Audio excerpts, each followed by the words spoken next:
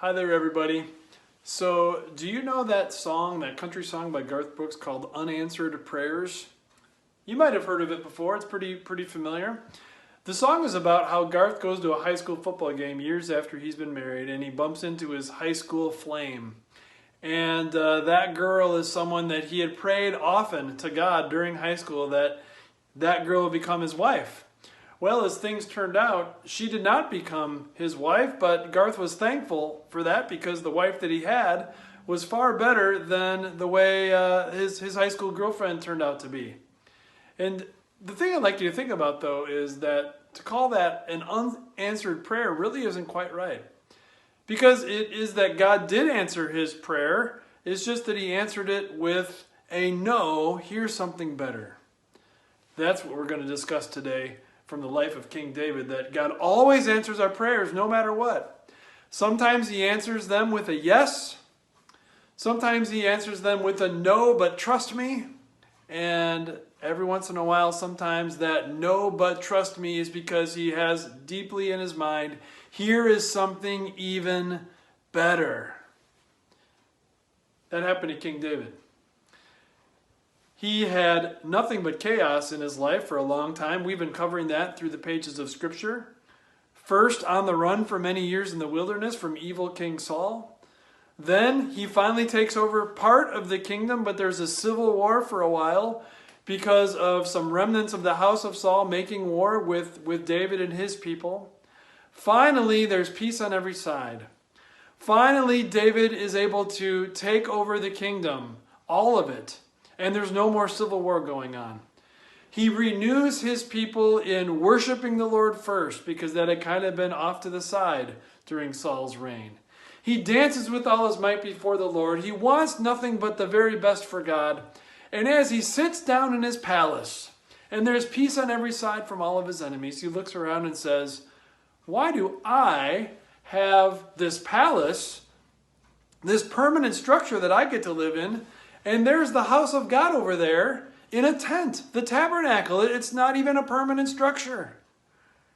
He approached the prophet Nathan and said, I want to build a palace for the Lord, a permanent structure. I want to build a house for God. Nathan asked the Lord about David's request. And the answer was, no, but trust me, because here's something even better. You see, the Lord answered David by saying, no, I do not want you to build a house for me. Your son Solomon will do that. I, the Lord said, am going to build a house for you. And it's going to be even better than anything you would have ever guessed. Listen to these verses from 2 Samuel chapter 7. The Lord declares to you, David, that the Lord himself will establish a house for you. When your days are over and you rest with your ancestors, I will raise up your offspring to succeed you, your own flesh and blood, and I will establish his kingdom. He is the one who will build a house for my name, and I will establish the throne of his kingdom forever. I will be his father, and he will be my son. Your house and your kingdom will endure forever before me. Your throne will be established forever. Okay, so that kind of begs the question, is one of David's great-great-great-great-great-great-great-great-great-grandsons ruling somewhere? And the answer is yes and no. No, there is not a blood descendant of David ruling somewhere on this earth. But yes, there is a blood descendant of David ruling on the throne of heaven. Jesus, 100% God and 100% man. Jesus, 100% the Son of God, 100% the Son of David. He is ruling today on the throne of heaven. That is what was being talked about there. David asked God if he could build a house for him, and God said, no, I'm going to build a house for you, and I'm going to establish your throne forever, because you will have the honor of being an ancestor of my son, Jesus Christ. They're going to call him the Son of David when he does his ministry on earth. Isn't that something? That the Lord answered this prayer of David's, a wonderful request, by saying, no, but trust me, because here is something even better that I am going to give to you. Keep that in mind as you pray to God for whatever's on your mind today. He says, pray in all circumstances. There's nothing that is an exception. He says, pray at all times. There is nothing that will cause God to push you away or to not answer your prayer.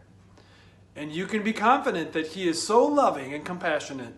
He is so powerful in every way. He is so wise and unmatched in his ability to know what's coming and plan your life around it in the best possible way. He will answer every single one of your prayers by either saying yes or no, but trust me, or no, but here's something even better, something better than you ever would have guessed. Rejoice, because you are praying to a God who is able to do anything more than you could even imagine, who lives in unapproachable light, and whose kingdom will never end.